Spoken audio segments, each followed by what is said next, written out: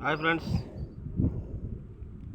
సీమలు చూడండి. వర్షాకాలం వస్తున్నది అనేసి వర్షాలు పడినాయి అనేసి ఎంత బాగా నీట్గా ఇల్లు శుద్ధం చేసుకున్నాయి. చూడు, రౌండ్ షేప్గా రౌండ్ చెత్త మట్టి శుద్ధం చేసుకున్నాయి.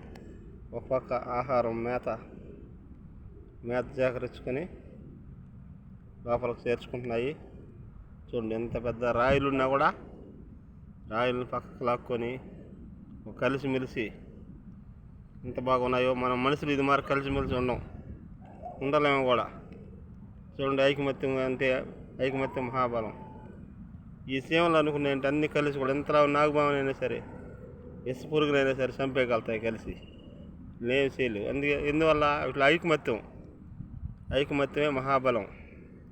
కలిసిమెలిసి ఉంటే మనం ఏదైనా సాధించవచ్చు. భేదాలు కలిసిమెలిసి విడిపోయినప్పుడే మనం ఎవరైనా శత్రువులు కానీ ఎవరైనా మనం కొట్టి హింసించారు బాధపడాల్సి వస్తుంది.